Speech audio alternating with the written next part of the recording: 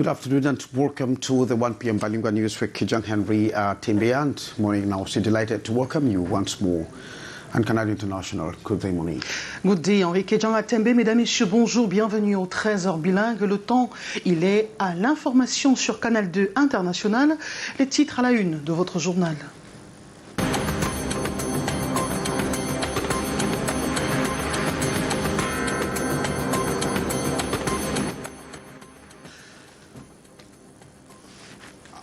At this feast of fury between the health minister and the director of the Bafoussam Regional Hospital, over 50,000 francs treatment caution to be deposited before any medical attention.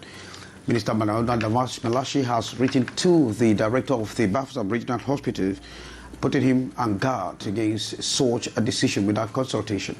Des Camerounais traqués et expulsés de la Guinée équatoriale. Officiellement, la mesure vise les résidents en situation irrégulière. Dans une sortie du consul du Cameroun dans ce pays voisin, des mesures ont été prises pour le rapatriement volontaire des Camerounais ainsi que de leurs biens. Des expulsions à répétition que des députés de la nation camerounaise trouvent en désaccord avec le principe de l'intégration sous-régionale. An artist divided over the distribution of copyright, a caucus of artists have actually met in Cameroon's economic capital, Douala, to question the whereabouts of 1.2 billion CFA francs that have been received and to be distributed to all the artists. They are quarreling over the 58 million francs that have been distributed by Sonacam.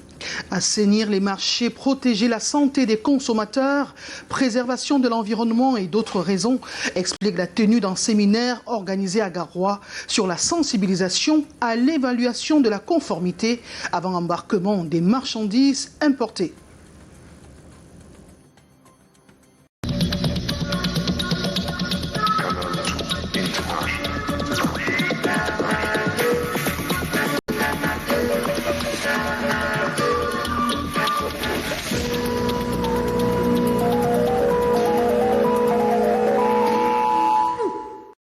Your thanks and welcome to join us, Kijang Henry, and morning now we'll see our rollout. We begin from Bafoussam, where there's a feast of fury between the Minister of Public Health, Manaouda Malachi, and the Director of the Bafoussam Regional Hospital over 50,000 francs of treatment caution that has been asked to be deposited by all the patients before any medical attention. The health minister has warned on the consequences such a decision will have in the health sector, especially as Cameroon is talking about health, universal health for all. The decision was taken by the director of the regional hospital in Bafoussam because of the fact that many patients have been known to disappear after treatment without paying the complete treatment fee. We'll be coming back with more development as they unfold. Cameroon will, from October 31 to November 11, host the first month of the fourth forum of the Management of Public Health Emergencies. The announcement was made by the Public Health Minister, Manaouda Malachi, while explaining the epidemiological situation of the country when it comes to smallpox and the COVID-19, as well as cholera, measles, and yellow fever in the country. That was during the press conference, and our Yaoundé Bureau Chief Correspondent, Beatrice Gamo, is online with that. Monkeypox is a viral, zoonotic disease that can be spread between people or between people and certain animals. New, but has affected 4 regions of the country already, with 12 cases this far. The death rate at 12%. The epidemiological situation under control, according to the Public Health Minister. 8 out of 10 regions are affected, except the northwest and Adamawa. Close to 13,000 cases registered and 272 deaths. Elaborate attention was on COVID-19, which, according to a recent survey, registered about 124,000 confirmed cases, 122,000 recovered, and 1,965 deaths. This far, the minister added about 2 million doses of anti-COVID-19 vaccines has been administered. Cases of polio, which has been eradicated here in Cameroon, like the epidemiological situation of yellow fever and measles, were also highlighted. The press conference Wednesday was an opportunity for Public Health Minister Manauda Malachi to announce the first month and fourth forum on the management of public health emergencies from the 31st of October to the 11th of November. It will be an opportunity to share with the national and international scientific community the achievement of the COVID-19 pandemic in strengthening our health system. It will be occasion to reinforce capacities actors of the health system on themes such as the incident management system, surveillance, health information systems, and basic emergency medical procedures. The respect of preventive measures like vaccination, important to effectively fight and eradicate these pandemics in Cameroon. Well, thanks very much, Beatrice Ngamu. A woman in her early 40s has committed suicide by drinking rat poison. She's accused of cannibalism, and the woman, according to neighbors, could not actually bear the shame and stigma, and of course the heat that comes from the population around her, as she was banished from crossing paths with them. It is still not clear what actually caused her to bite the brother's children, as we learn from you, Maureen D. Traces of her throwing out after taking the poisonous substance is still visible on the floor. Annabelle Su, teacher by profession and native of the Northwest region, could no longer bear the insults, shame and threats from a furious population, including her neighbors. She was allegedly banished and stopped from crossing paths with just anyone around her Bonamusade neighborhood. Unable to cope with the shame and stigma, the lady in her 40s decided to commit suicide in the night of October 25 by consuming a rat poison. She asked me if someone drinks a rat poison, will the person die? That's when I realized she had done something bad to herself. I started alerting others that she had drank rat poison. I entered into her house and discovered she had packed everything. When I saw her sweating, I asked her if she drank rat poison, and she told me yes. Annabelle is accused of maltreating and torturing her brother's kids. She bites them regularly, inflicting wounds and pains. The scars on the children's body is an evidence of her regular acts. With regrets, she confessed for her action, but could not regain the esteem she once enjoyed in the society. Even the students she taught in school described her as inhumane. Not only a teacher, she was a mother. She was a friend. According to family sources, the lady committed suicide after suffering from depression. Thanks, Maureen. Monique, you have our next segment of our rollout. Of course, Enrique Jean Atembe, le ministre de la Santé publique, Dr Manauda Malachi, recadre le directeur de l'hôpital régional de Bafoussam, qui, dans une circulaire signée hier 26 octobre, prescrit à ses collaborateurs que toute admission à l'hôpital, toute admission d'un patient qui entre à l'hôpital doit d'abord déposer une caution de 50 000 francs CFA. Il s'en est suivi une indignation générale et le ministre de la Santé publique, Manauda Malachi, a annulé cette prescription par une autre circulaire. La dite circulaire fait observer que conformément à la politique d'humanisation des soins prescrite par le président de la République, l'accès de tout Camerounais dans une formation sanitaire ne devrait être conditionné par aucune démarche discriminatoire susceptible de lui dénier le droit à la santé, considéré comme droit fondamental humain. Aussitôt, le directeur de l'hôpital régional de Bafoussam, le professeur Georgeno, a suspendu cette note qu'il venait justement de signer. Des illégalités relevées dans les arrêtés de vente de coupes de bois au Cameroun, publiés en février 2022 par le gouvernement à travers le ministère des Forêts et de la Faune, constat effectué par des acteurs de la société civile acquis à la cause de la protection de l'environnement. Ceci a fait suite à une analyse textuelle comparée au texte en vigueur au Cameroun. Les résultats de cette analyse ont été présentés au cours d'un point de presse à Yaoundé. Karel Muzatiachoya, Bertrand Tassé.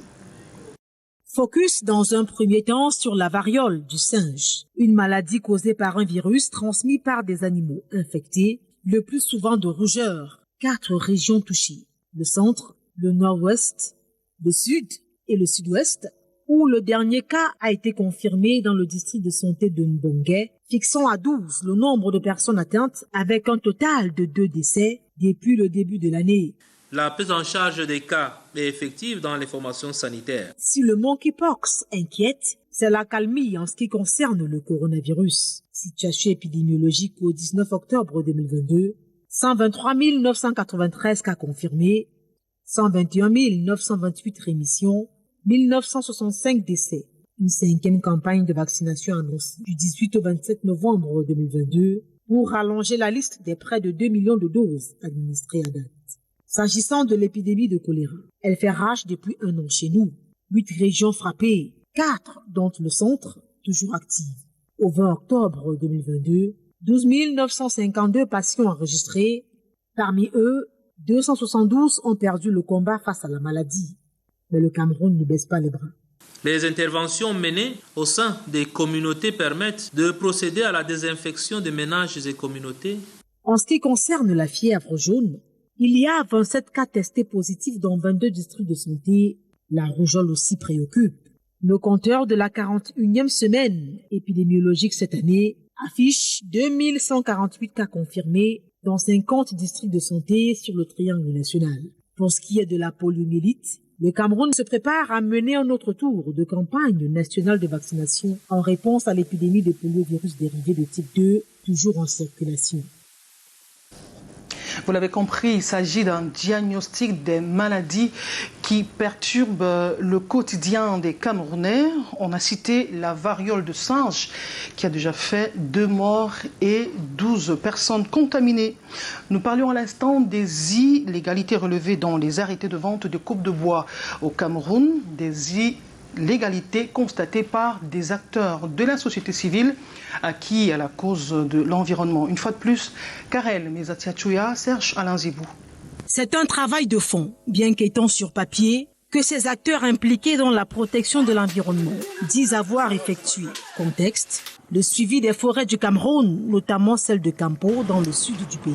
Constat effectué, des illégalités relevées dans 5 des 6 arrêtés de vente de coupes publiés par le gouvernement à travers le ministère des Forêts et de la Faune. Ils ont été publiés avant le décret de concession provisoire du président de la République qui intervient en mars 2022, alors que ces ventes de coupes sont publiées en février 2022. Et l'article 2 de ces ventes de coupes stipule clairement que c'est des ventes de coupes qui sont attribuées en vue de l'extension du projet Camvert. Au moment de l'attribution, le décret de concession provisoire n'existe pas. Donc on ne pouvait pas logiquement parler de projet Camvert dans la zone. Mais la conséquence, c'est que parmi les 5 que nous avons analysés, 4 se trouvent être en dehors de l'espace de concession provisoire attribué par le président de la République. Un des 3 cas d'illégalité identifiés à l'issue d'une analyse textuelle au regard de la législation en vigueur, notamment la loi de 1994 et ses multiples décrets d'application. Face à la presse ce 26 octobre à Yaoundé, ces hommes et femmes attirent l'attention de qui de droit.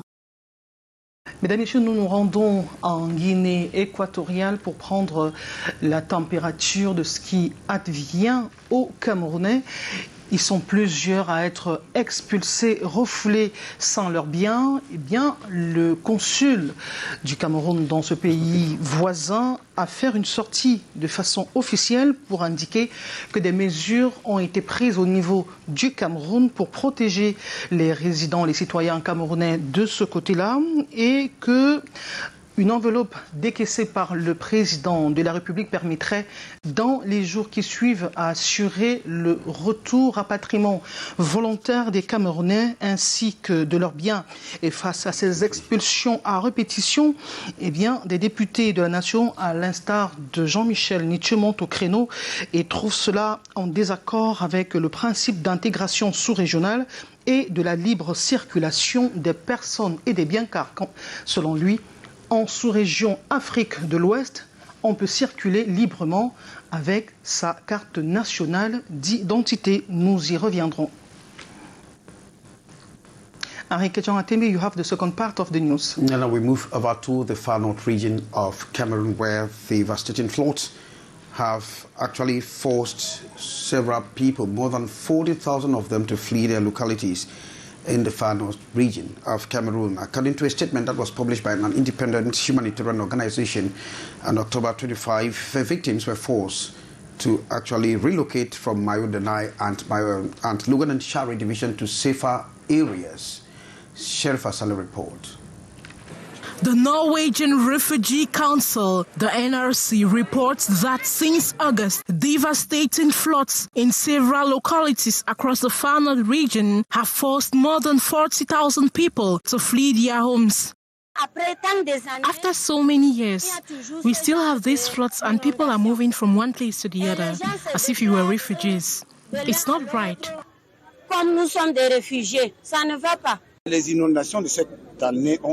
This year's floods have been particularly devastating. The world's weather forecasters had already predicted that there will be a lot of flooding, but we had no idea how bad it would get. The waters have risen to more than 1.5 meters, which is quite irregular. And it is said that the last time this department experienced such tragedy was in 2012.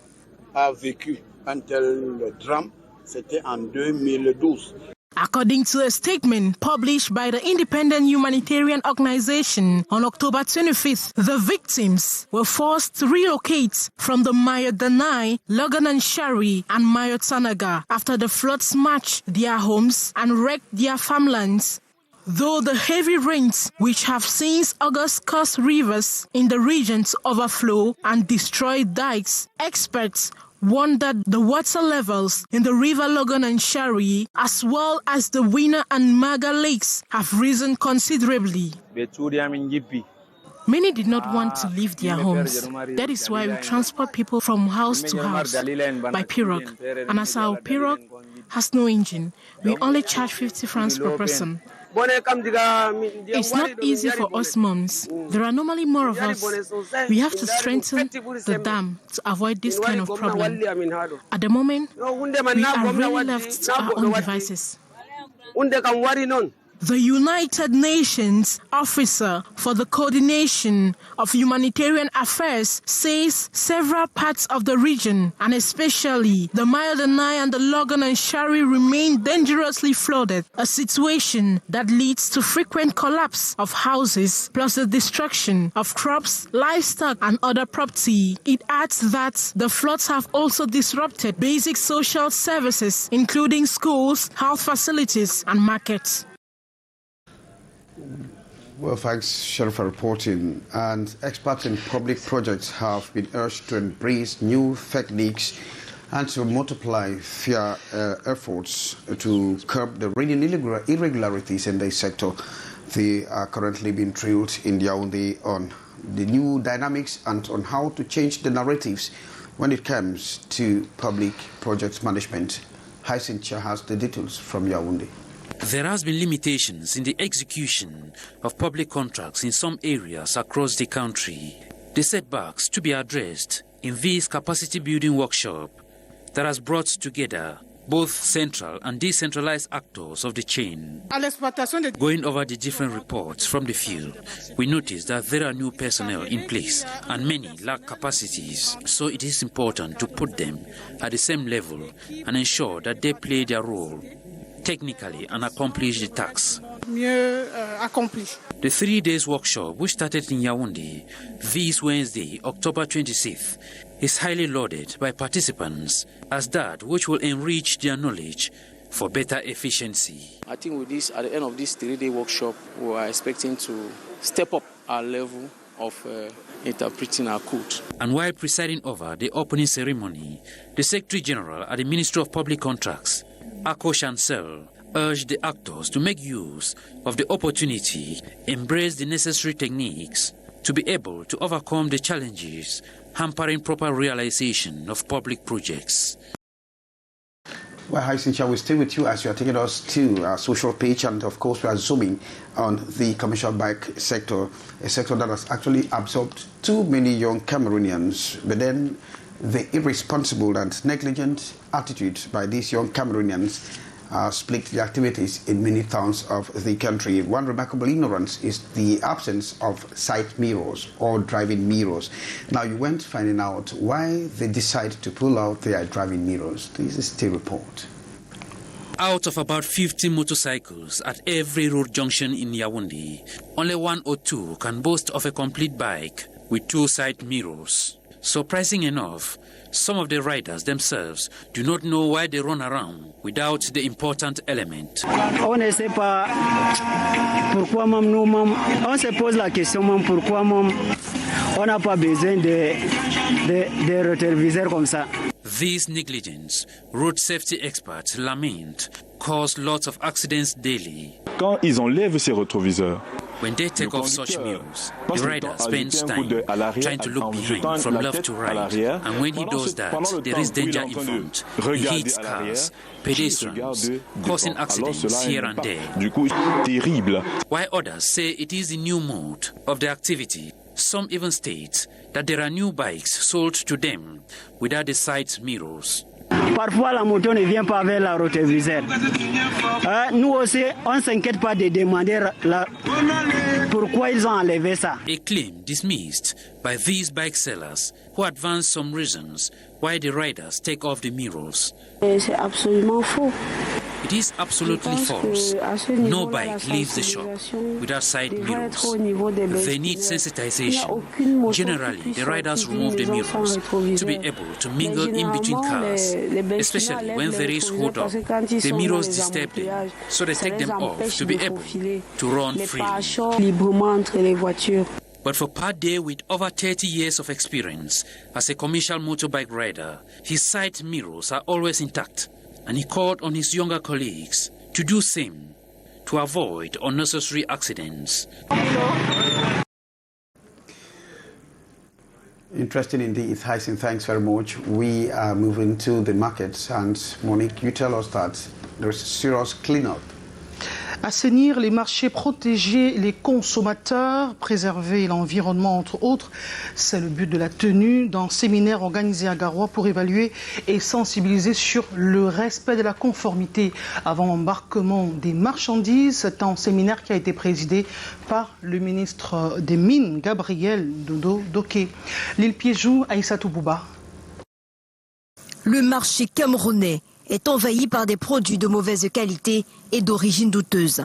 La santé du consommateur et l'environnement sont en danger. La Nord doit plus que par le passé jouer son rôle, évaluer la conformité des produits importés au Cameroun. Son importance n'est plus à démontrer. Il vise la protection du consommateur que nous-mêmes nous sommes. Comment s'y prendre en cas de problème? Parce que c'était surtout ça la difficulté. Dans la mise en œuvre du PKI, on rencontrait des difficultés. Le ministre des Mines, de l'Industrie et du Développement technologique participe à une campagne de sensibilisation des administrations concernées dans le Nord pour un tissu industriel local de qualité. Et la région du Nord en particulier se trouve être parmi les plus vulnérables lorsque nous parlons de certification des produits. En ceci que le tissu industriel étant mince, les produits en général qui sont consommés ici sont pour l'essentiel importés. Le programme d'évaluation de la conformité avant embarquement des marchandises importées permettra aux populations de consommer des produits de qualité. Près de 48% d'adolescents âgés entre 10 et 14 ans sont anémiés dans la partie septentrionale du Cameroun ainsi que dans la région de l'Est. Des résultats que se sont appropriés le Cameroun et son partenaire UNICEF qui élabore en Gaoundéré un plan de communication. L'objectif est d'endiguer cette situation qui affecte les futures mamans. Erengeli. 7% d'adolescentes âgées entre 10 et 14 ans dans les 3 régions septentrionales et de l'Est sont victimes de dénutrition selon une récente étude de santé. 48% souffrent d'anémie, conséquence de la sous-alimentation et d'un faible apport en protéines et nutriments essentiels au fonctionnement optimum du corps. Avec les pénuries actuelles, avec l'inflation sur le marché et aussi les mauvaises habitudes alimentaires des uns et des autres. Il faut communiquer sur la problématique de la nutrition parce qu'elle est très importante. C'est la raison d'être de l'atelier d'élaboration du plan intégré de communication ouvert ce 26 octobre en Ngaoundéry dans l'Adamawa. L'État, avec l'appui de son partenaire UNICEF, vise à travers ce brainstorming à mettre en œuvre des outils de sensibilisation et de promotion d'une bonne nutrition dans cette frange ainsi que dans l'ensemble de la population pour lutter contre ces carences alimentaires chez l'adolescente. C'est des spots, des pliants, des images qui vont illustrer, qui vont captiver l'attention de la jeune fille, l'attention des adolescents. Elles sont les mamans de demain. Il faudrait qu'elles soient en bonne santé. Il faudrait qu'elles puissent très bien manger. Et nous voulons donc sensibiliser et également demander le soutien des médias que vous êtes pour porter la voix. La prévalence de l'anémie due à la dénutrition chez l'adolescente est à 52% plus élevée en zone rurale dans ces 4 régions selon la même étude et 3 points de moins plus relevés parmi les jeunes filles enceintes. En culture, les artistes restent divisés sur le partage des droits d'auteur. Henri Kedjan Atembe.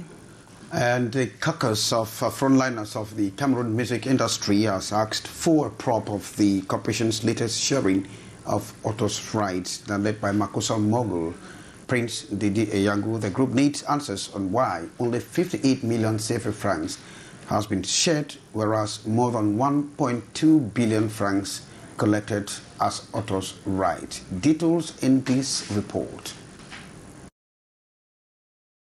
The recent sharing of copyright benefits by the Cameroon Music Corporation has created a rift amongst musicians, many of whom are speechless on the uneven distribution procedure. They say they cannot understand why only 58 million francs CFA has been shared, whereas the Copyright Corporation received more than 1.2 billion francs. A caucus of headliners of what is the network of musicians say they want to understand where 1.2 billion has been kept. Led by Makosal Mogul Ndedi Eyangu, the group met in Douala to condemn the opaque management of the Copyright Corporation. They have asked for a probe in the management and distribution of the money collected by Sunakam. And Monique, we are concluding with you. On continue justement avec la coopération agricole. Le Cameroun, la Corée améliore la production du riz. C'est ce que nous dit Janice Kamga.